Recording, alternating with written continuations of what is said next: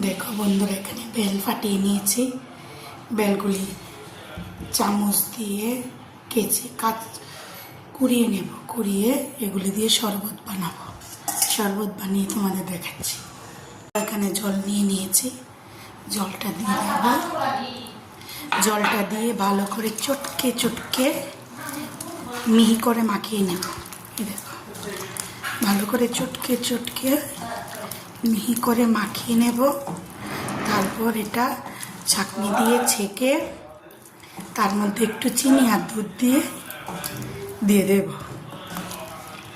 এভাবেই আমি বেলের শরবত করি। তোমরা কিভাবে করো আমাকে কমেন্টে জানিও।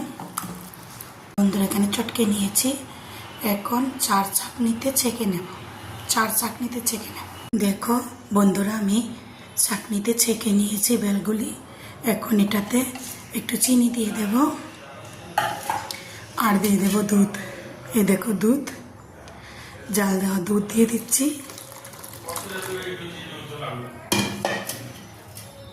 দুধ দিয়ে এখানে গুলে নিচ্ছি। দেখো,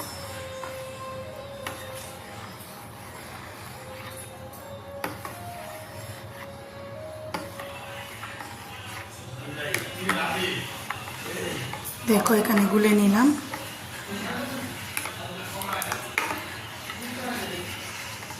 দেখো আমার বেলের শরবত হয়ে গেছে। এখানে দুধ, চিনি আর বেল। আমি এভাবেই বেলের শরবত বানাই। তোমরা কে কীভাবে বানাও প্লিজ কমেন্টে জানিও। আমি এই সহজ পদ্ধতিটাতেই বানাই। আমার কাছে এরকমভাবেই বানাতে সহজ লাগে, তার জন্য আমি এভাবেই বানাই। তোমরা কে কীভাবে বেলের শরবত বানাও প্লিজ জানিও কমেন্টে। বেলের শরবত হয়ে গেছে। এখানে গ্লাসে নিয়ে নিয়েছি। শরবত হয়ে গেছে। তোমরা দেখো,